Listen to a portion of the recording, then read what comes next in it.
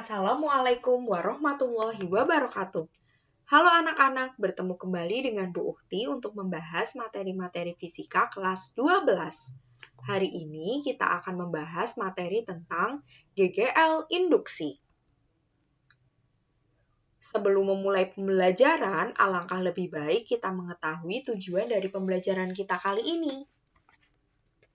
Adapun tujuan pembelajaran kita kali ini adalah untuk menganalisis fenomena GGL induksi pada loop konduktor.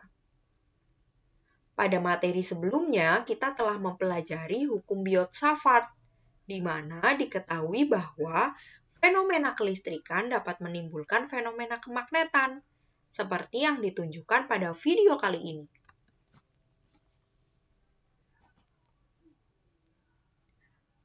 Wah, bisa kita lihat ya, bahwa fenomena kelistrikan berupa kawat penghantar yang dialiri arus listrik dari sumber listrik berupa baterai dapat menimbulkan fenomena kemagnetan. Terlihat bahwa kawat tersebut dapat menarik jarum peniti. Pertanyaannya, bagaimana dengan fenomena sebaliknya ya? Apakah fenomena kemagnetan dapat menimbulkan fenomena kelistrikan? Untuk menjawab pertanyaan tersebut, mari kita perhatikan demonstrasi yang akan Bu Ukti lakukan. Di sini, Bu Ukti memiliki sebuah magnet. Ingat, magnet memiliki medan magnet yang arahnya keluar dari kutub utara dan masuk ke kutub selatan, seperti yang ditunjukkan pada tampilan kali ini. Selain itu, Bu Ukti juga memiliki rangkaian listrik yang terdiri dari kawat penghantar dan juga lampu. Namun perhatikan, rangkaian listrik ini tidak memiliki sumber tegangan atau GGL ya. Sekarang, mari perhatikan aktivitas yang Bu Ukti lakukan. Ketika Bu Ukti menggerakkan magnet masuk keluar, menembus luas penampang dari kawat penghantar, wah, ternyata lampunya menyala. Itu artinya terdapat arus yang timbul akibat aktivitas masuk keluarnya magnet yang menembus luas penampang dari kawat penghantar.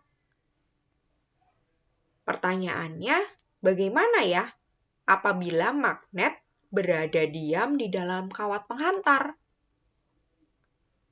Ternyata lampunya tidak menyala. Itu artinya bukan magnet yang menyebabkan terjadinya arus pada rangkaian, melainkan pergerakan dari magnet yang menimbulkan perubahan fluks magnetik yang menembus luas penampang dari kawat penghantar. Lalu, apa itu fluks magnetik? Fluks magnetik adalah banyaknya garis-garis medan yang menembus suatu luas penampang. Atau secara matematis dituliskan sebagai fluks sama dengan B dot A. B adalah medan magnet dan A adalah luas penampang yang ditembus oleh medan magnet.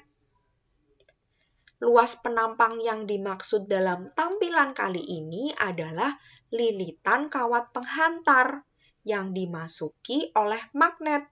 Jadi, semakin banyak lilitan kawat penghantar, semakin banyak luas penampang kawat tersebut untuk ditembus medan magnet. Lalu, bagaimana ya konsep perubahan fluks magnetik? Mari kita lihat ketika magnet digerakkan mendekat dan menjauhi atau masuk keluar menembus luas penampang dari kawat penghantar. Saat magnet digerakkan mendekati kawat, terdapat perubahan banyaknya garis-garis medan yang menembus luas penampang kawat, yang awalnya berjumlah 4, 1, 2, 3, 4, menjadi 6 lalu 8. Jadi terdapat perubahan jumlah garis-garis yang menembus luas penampang. Awalnya 4 menjadi 6 lalu menjadi 8. Awalnya 4 berubah menjadi 6 lalu 8. Nah, sehingga dari aktivitas mendekat atau masuknya magnet tersebut terdapat perubahan fluks. Begitu pula ketika digerakkan menjauh atau keluar, yang awalnya garis yang menembus berjumlah 8 menjadi 6 dan 4 atau berkurang. Berubah dari 8 menjadi 6 dan 4.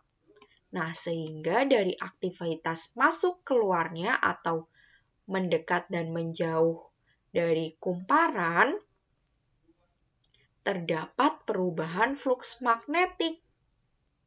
Nah, perubahan fluks magnetik yang menembus luas penampang dari kawat penghantar terhadap waktu inilah yang menimbulkan GGL induksi yang berperan sebagai sumber yang menimbulkan arus dan menyalakan lampu.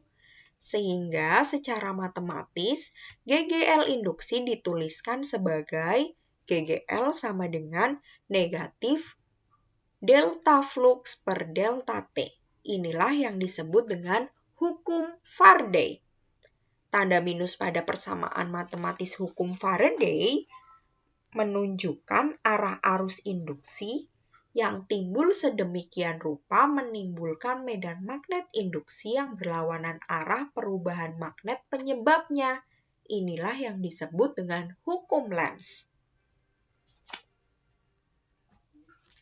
Tadi Bu Uhti juga sempat mengatakan bahwa semakin banyak jumlah lilitan, semakin banyak luas penampang yang ditembus, sehingga berpengaruh pada besarnya GGL induksi yang timbul. Coba perhatikan. Pada kumparan yang berjumlah 4 lilitan, perhatikan nyala lampunya ya. Lalu sekarang, perhatikan nyala lampunya pada lilitan yang berjumlah 2. Ternyata lebih redup dibanding nyala lampu pada kumparan yang berjumlah 4. Sehingga banyaknya jumlah lilitan ternyata berpengaruh pada GGL induksi yang timbul. Sehingga persamaan matematis GGL induksi juga dapat dituliskan dengan faktor banyaknya jumlah lilitan. Sehingga GGL sama dengan negatif N delta flux per delta T, dengan N adalah banyaknya jumlah lilitan. Nah, setelah memahami konsep dan persamaan matematis dari GGL induksi, mari kita coba memecahkan persoalan terkait GGL induksi. Di sini terdapat soal. Sebuah kumparan dengan 500 lilitan diletakkan dalam medan magnet yang besarnya berubah terhadap waktu. Jika kumparan mengalami perubahan fluks magnet dari 0,06 Weber menjadi 0,09 Weber dalam waktu 1 second, maka GGL induksi yang dihasilkan kumparan adalah, mari kita coba jawab. Diketahui jumlah lilitan sama dengan 500 lilitan.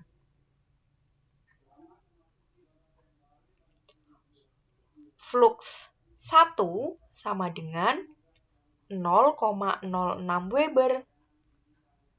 Flux 2 sama dengan 0,09 Weber. Lalu delta T sama dengan 1 second. Yang ditanya adalah GGL induksi yang dihasilkan oleh kumparan.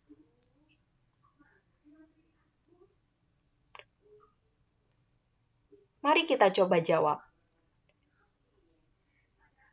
GGL induksi sama dengan min N delta flux per delta T.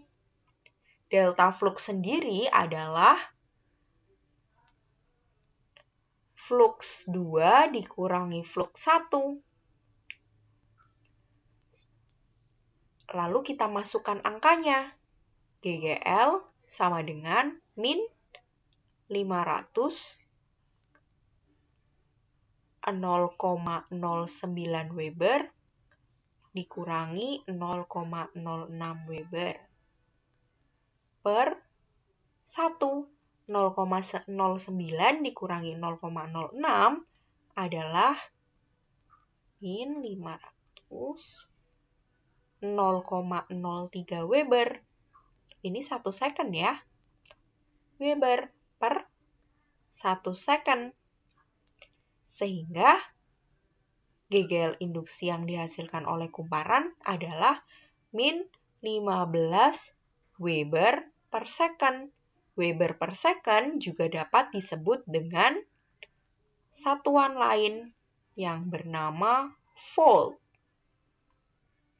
Jadi, GGL induksi yang dihasilkan oleh kumparan adalah 15 volt.